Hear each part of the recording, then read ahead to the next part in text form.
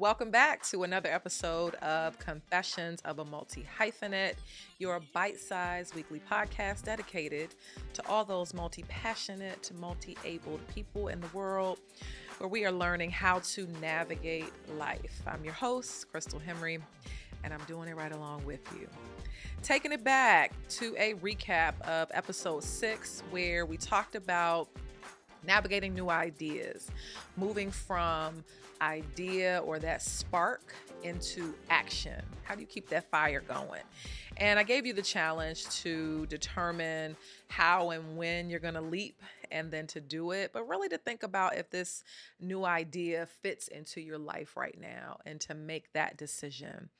And think about, how did it go for you? Did you decide what you were going to do? And if you haven't, you can definitely go back and listen or even watch that episode. This is episode 7, where we are talking about navigating self-care, moving beyond a spa day, okay? Which I love me a good spa day, but taking care of yourself is moving beyond some of these superficial or even tangible, topical things, but moving into how are you really taking care of you, all right? And hey, there are real ways that you can take care of yourself on that physical, emotional, and even mental level that will pay you back over and over and over again, and that you will be grateful for for the fact that you actually made those deposits, okay, into that. And really thinking about making this self-care a priority and not something you do when you feel burned out, but something that you do to energize you, to actually keep you going. And this applies for men and for women, however you may identify. This applies for every single body.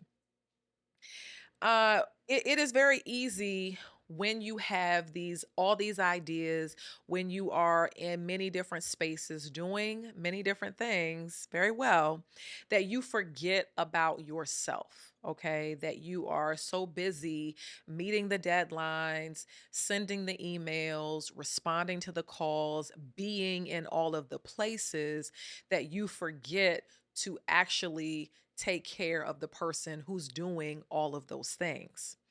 And if we do not put ourselves, of course, at the top of the to-do list, then we just don't get done. And nobody else is going to put us at the top of our own to-do list. But I do want to talk about some very realistic ways to do that and some things to think about that, again, are taking us beyond this spa day or some of these other superficial things, but really help us to pour into ourselves to continue to re-energize. I read this article on LinkedIn by a young lady named Camille Smith, and she had a 7-question self-test on there to determine what type of multi-hyphenate you are. And I'm so glad that I came across this, and I will link this in the notes. And when I answered it, again, 7 questions, you had to see which letter you mostly had in your answers, and I mostly answer with C's.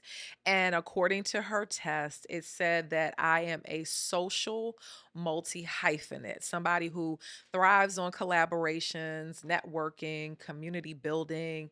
I like exchanging ideas with people, being a part of dynamic conversations. However, constantly being on can drain my energy if I do not set boundaries. And I agree with that one. And maybe you're nodding your head to this. And in her article, according to being a social multi-hyphenate, it said that the type of self-care that works for me is to recharge by myself. So solo recharge time, just being quiet and being alone. I 1000% agree with that. I don't want to use words. I'm spent. I don't want to talk anymore. Another one is voice journaling. I haven't necessarily done this one. I handwrite my journaling. And then she said community self-care, community-based self-care. So group workouts, co-working sessions, dinner meetups. I love all those things. They do help me to recharge. And then she even said no obligation socializing. So I'm going to throw that one in one of my tips. But I think that was kind of cool. So again, you can check that out and click the link to take that 7 question self test to determine what type of multi hyphenate you are. But it got me to thinking about some real tips and strategies for how to practice real self care. First one, redefine what counts as self care. All right. And that is a personal determination that you have to make as to what counts as self care for you. Maybe it might be creative play. I have a friend who talks about the importance of play and as a professional, and how do you incorporate playtime, and that actually, according to some scientific studies, helps to stimulate your mind. So if you are maybe playing a game of group basketball, or if you are playing tic-tac-toe literally with another person, that stimulates another side of your brain, which can then help to stimulate additional creativity, which then leads to new ideas, which then helps you to build that spark and move into action. All these different things happen cognitively to us when we play. It can be that what she talked about, solo social time. Maybe you take yourself to lunch. Maybe you take yourself to go get some coffee and sit down, read a magazine. Maybe you take yourself to the movies. Maybe you take yourself on a long drive. But think about and redefine what counts as social self-care. Second one, build some energy giving routines in your life. This is something that, as a multi hyphenate, we do need to help us to keep it going. Because I said, build energy giving routines. It could be that you have a morning playlist that you listen to. Maybe you listen to music while you're getting dressed or you're showering. Maybe you have an afternoon walk. Maybe you journal before bed. Maybe you journal in the morning. This helps to set the tone for you, which actually gives you additional energy. It's not draining you. It's something that you want to do, and it's actually giving you energy. Part of my energy giving routine is in the morning, Monday through Sunday. I get up typically before others in my home, and I read my devotion. I read another book. I read my Bible. I pray. I light this candle. I have a certain place that I sit in my office. I drink some tea. And this may take anywhere from 20 to and 60 minutes if determined, based on my time.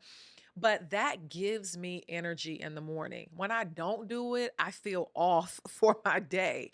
Something else I do that gives me energy in this season of my life is I don't get on social media before 10 in the morning during the weekday and before 12 in the afternoon on the weekends. Now, yes, I'm doing this for Lent, but I'm learning that it actually is giving me more energy because I'm not wasting time scrolling when I should be doing something else. So think about what energy giving routines you can build. Thirdly, for your real self care, is to schedule some real intentional breaks. Okay. Give yourself some breaks. Now, yes, I do understand you have deadlines, you have a lot of things that you need to do. You got to get these things checked off. When you can take the break, take it.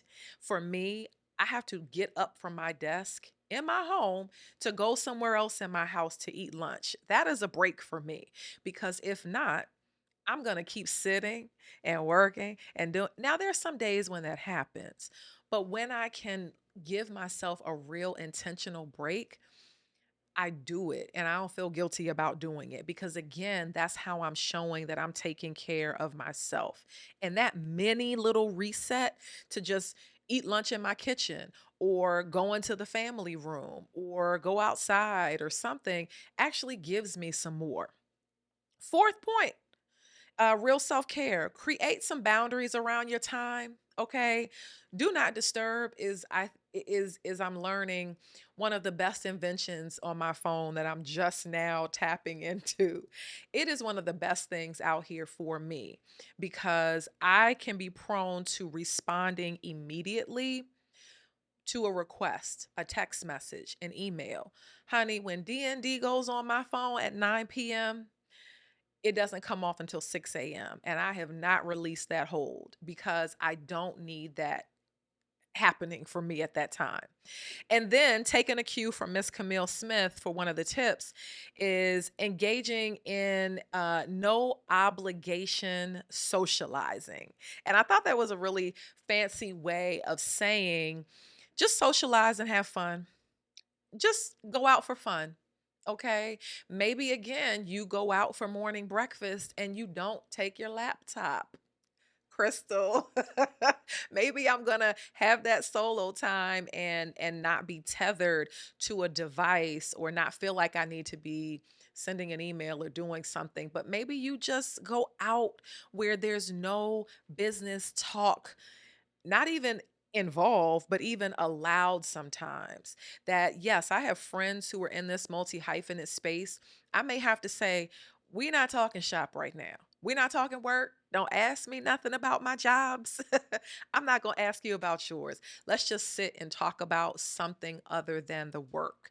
And that helps you to have that much needed break from this entrepreneurial hustle. You just need to connect with somebody on a non uh, work, non hustle type space. Okay. Those are our ways that we are going to practice real self care in this space. Our quote comes from the wonderful Audre Lorde. She says, self care is not a luxury. We've all seen it. It is a necessity. Okay. Prioritize your self care like it's your most important task. And I'm going to do better with doing all of those things. So here's your multi hyphenate move of the week. Your challenge is to practice a digital detox. Try it.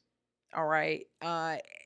At least 1 hour. Try it for just 1 hour. You've got 7 days to try a digital detox for at least 1 hour. Maybe you go a little bit longer. And that means disconnecting from email. That means disconnecting from your phone. Just at least an hour and just seeing how that goes for you. All right. So remember, self care is not a one size fits all. What works for me may not work for you. It can work in some kind of way for us to adapt it to ourselves. And it is about finding what's going to work well for you in your life. And again, maybe that looks like having a mindful morning for you, developing those routines, those energy giving routines, taking the breaks, getting away from the screen, putting yourself at the top of the list in very intentional ways because we've got to refuel if we're going to take over the world as these multi hyphenates. All right. So thank you for tuning into this episode. Remember, it is about progress, not perfection in this multi hyphenate space. And I hope that you found something that can help you to fine tune your focus and to keep you inspired and to increase your energy. And I'll be back next week, but don't forget to subscribe, to hit those stars, to leave some feedback, to share this with a friend. All right. Thanks a lot. See you next week.